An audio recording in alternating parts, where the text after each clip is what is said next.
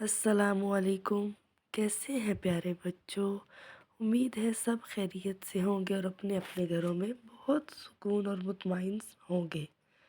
آج کی ہماری کہانی ہے شیر اور چوہا۔ ایک دفعہ کا ذکر ہے کہ ایک شیر اور چوہا ایک جنگل میں رہتے تھے۔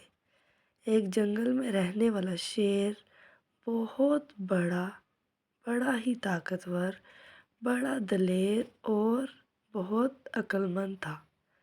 ایک دن جنگل کے نرم گھاس پر جب اچانک اس کو نیند آئی تو وہ سو گیا۔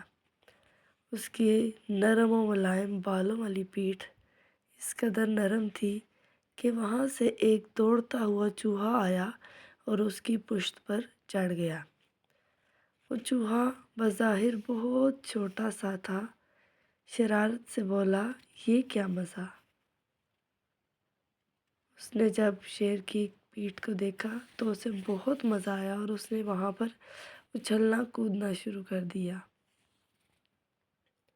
شیر کے اوپر بے دھڑک اچھلتا رہا۔ اچھلتے اچھلتے اس کو یہ ہوش نہ رہا کہ میں ایک شیر کے اوپر سوار ہوں۔ شیر جب جاگا تو وہ بہت ہی غضب میں آ گیا اور اس نے چوہے کو اپنے پنجوں میں دبوچ لیا۔ چوہے کے پنجوں میں زور سے دبایا اور کہا، تو نے ہمت کیسے کی کہ تم میری پشت پر سوار ہو؟ میرے آرام میں خلل کیوں ڈالی؟ چوہا اس قدر اس کی خوفدار آواز سے ڈر گیا اور آرام سے سہم کر کھڑا ہو گیا۔ چوہا ڈرا پر بولا سمجھداری سے کہ ایک دن ایسا آئے گا کہ میں بھی تمہارے کام آ جاؤں گا۔ میری کہانی سنو، ایک دن آئے گی میری باری، میں بھی دوں گا تمہارا ساتھ۔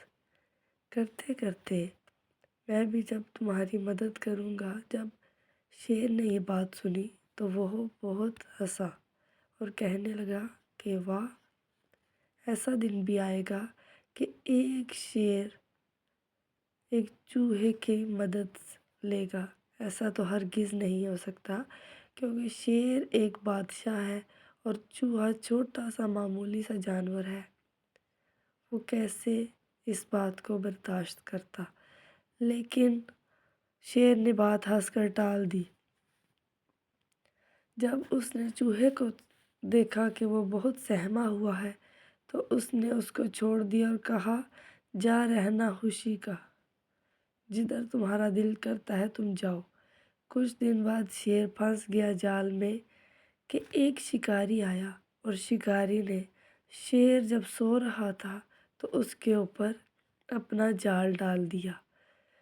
شیر جال میں پھنس گیا۔ شکاری لے جا رہے تھے اس کی پالکی میں۔ شیر دوڑ رہا تھا مدد کے لیے۔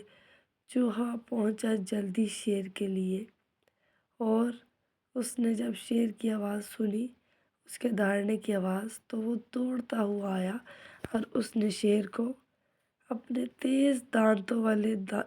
تیز دار دانتوں کے ساتھ اس کی رسی کو کاٹا اور جال دیوار دیا۔ شیر آزاد ہوا۔ کہا، یہ سچ ہے۔ چوہا چاہے چھوٹا ہی تھا لیکن اس نے اس کو آزاد کروا دیا۔ تو شیر نے آخر میں یہ الفاظ کہے، چھوٹا بھی کر سکتا ہے بڑا کچھ۔